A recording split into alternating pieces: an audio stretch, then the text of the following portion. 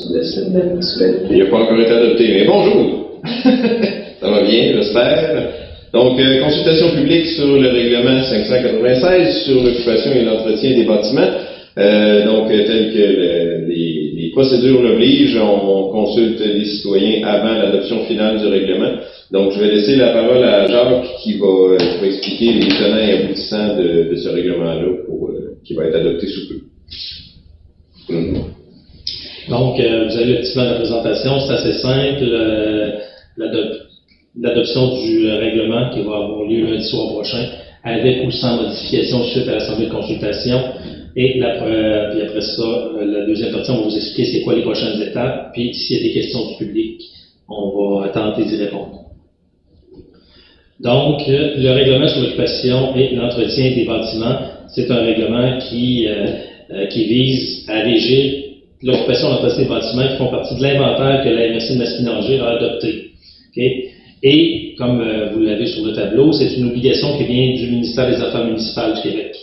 Donc, toutes les municipalités au Québec ont l'obligation d'adopter un règlement pour l'entretien et l'occupation des bâtiments, et toutes les MRC du Québec ont l'obligation de dresser un inventaire. Dans le premier chapitre, il va y avoir les dispositions déclaratoires interprétatives, donc les définitions. Chapitre 2, au niveau de l'administration, qui est responsable de l'application, les différents pouvoirs d'inspection qui sont conférés, vérification d'entretien. Exemple, là, le droit de pénétrer sur la propriété et dans le bâtiment du lundi au vendredi entre certaines heures prévues au règlement.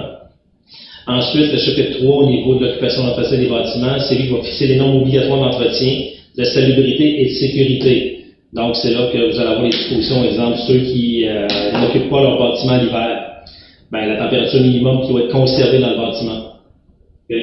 Parce que les gens ne pourront plus, pour certaines catégories de bâtiments, donc tout bâtiment construit avant 1940 ou qui sont sur la liste de la MRC, ne pourront pas complètement fermer le chauffage.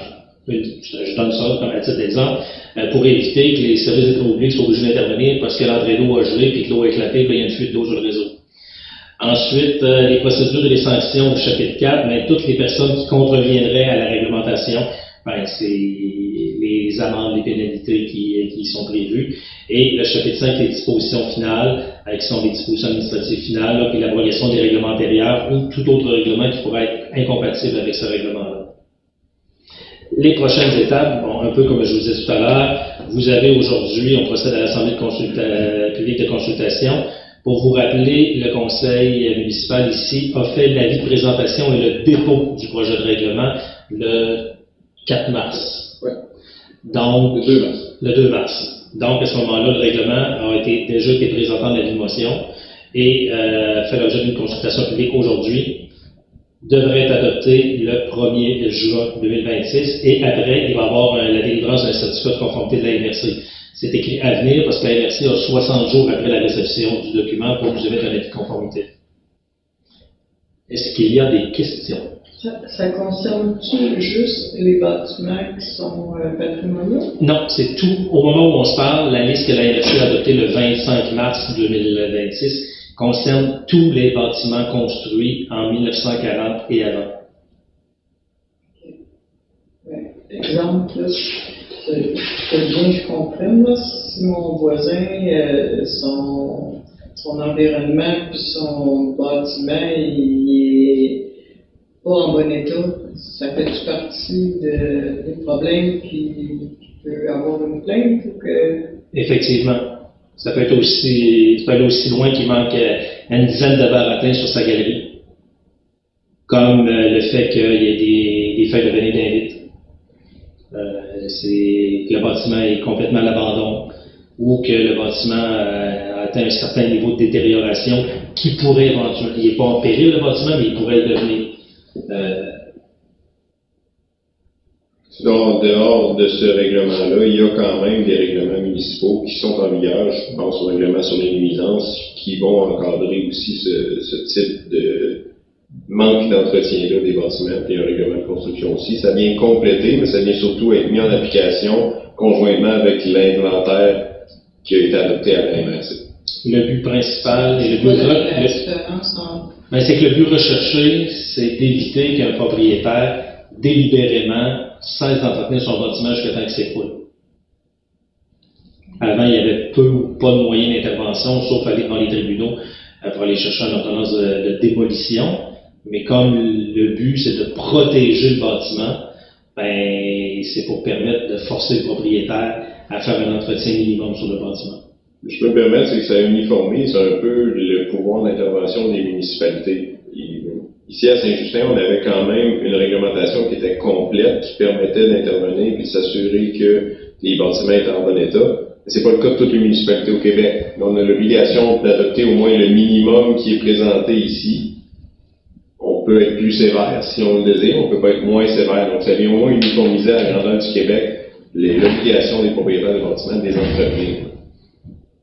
Et il y a eu beaucoup de cas vous comprenez que le fait que le gouvernement provincial ait obligé les municipalités à adopter ce genre de règlement-là, c'est parce qu'il y a eu certains cas dans la province où, par exemple, une personne avait un bâtiment patrimonial, puis pour elle, c'était un emmerdement, puis elle ne voulait pas l'entretenir, parce qu'elle disait que ça coûtait trop cher, puis il y a toutes sortes de bonnes raisons pour ne pas vouloir l'entretenir, puis que la personne, dans le fond, elle voulait le raser, puis construire un multiplex, par exemple. La personne laisse aller le bâtiment jusqu'à temps que le service incendie, qu'il le considère comme un bâtiment vétuste et dangereux, puis qui est là que c'est le service incendie qui exigeait la démolition parce que le bâtiment risquait de s'écrouler.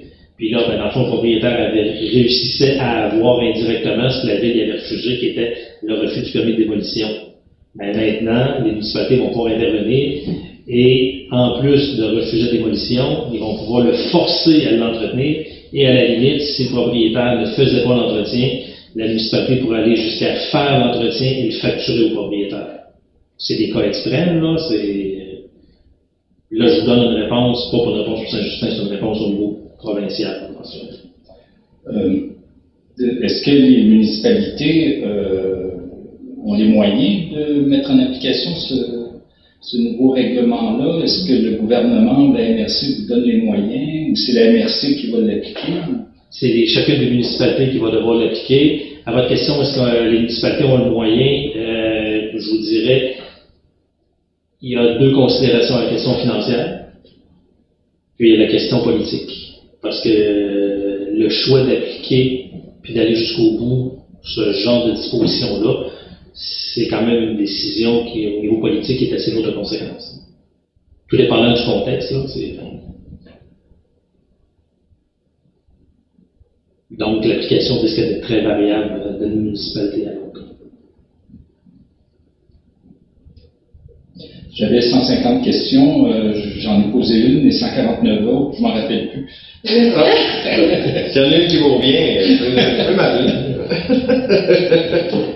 Il y a autre chose? Ou moi j'en ai une question de procédure. Là. Vous dites que que le règlement n'a pas été adopté, mais il a été adopté au mois d'avril. Non, dans le procès-verbal, il est là comme il a été adopté.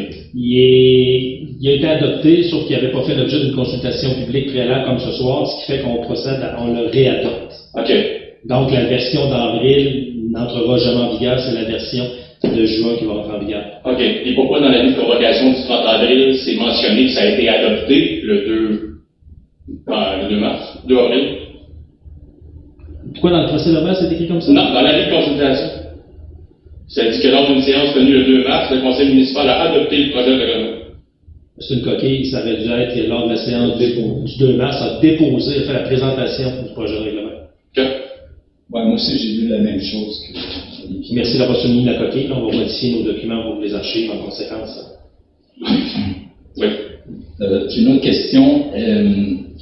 J'imagine que c'est à part des subventions pour faire des rénovations sur des maisons ancestrales. Là, c'est complètement autre chose. Ça n'a pas rapport à ce... Les municipalités, la plupart des municipalités n'ont pas de programme de subvention. Il y en a certaines, les villes peuvent en avoir, mais je pense que de Saint-Justin, il n'y a pas de programme de subvention. Il y en a à la MRC, j'imagine? Je ne penserais pas qu'il y en ait à la MRC. Je sais que certains propriétaires peuvent appliquer sur des programmes qui sont éligibles pour les propriétaires privés, mais dans le cas des municipalités, ici, on n'en a pas adopté. Ce serait vérifier qu'il y a le ministère de la Culture ou avec la Société d'habitation du Québec, tout dépendant du type de bâtiment, puis l'usage qui en est fait. Par exemple, c'est un bâtiment religieux, il y a le Conseil du patrimoine religieux du Québec qui des fois, dans certains cas, peut intervenir pour préserver certains bâtiments. La SHQ, qui ont des programmes Réno Région, Réno Village, des programmes PAD, qui peuvent s'appliquer, mais il y a des critères très, très sélectifs, entre autres sur les revenus annuels du propriétaire et la valeur du bâtiment. Puis vérifier auprès du ministère de la Culture. Dans ce cas-là, il faut que le bâtiment ait vraiment un caractère patrimonial ou historique particulier. Mais sinon, il n'y a pas vraiment de subvention en tant que telle. C'est autre chose. Oui. Lors du 7 mars, le conseiller Julien, il avait voté contre l'adoption de ce projet-là. Mois d'avril, il avait soulevé quelques points au niveau de la possibilité d'un inspecteur municipal de se rendre à l'intérieur des bâtiments et d'aller faire effectuer des travaux, de refiler la facture par la suite. J'imagine que vous avez été mis au fait là, de ces points qui avaient été soulevés, de ces inquiétudes. Est-ce que la municipalité peut en faire part dans la recommandation ou dans l'adoption pour que la MRC soit au courant de cette inquiétude-là? Cette inquiétude-là a été soulevée dans à peu près toutes les municipalités que je connais. Okay? Mais le règlement qui va être proposé pour adoption le 1er juin est au contenu minimum prescrit par la loi. Donc la municipalité a l'obligation de l'adopter, si on se fie au libellé de la loi, avant le 1er avril 2026. Okay? Et il y a un contenu minimum qui doit y avoir, et le conseil municipal de Saint-Justin, comme plusieurs municipalités au Québec, sont allés avec le contenu minimum.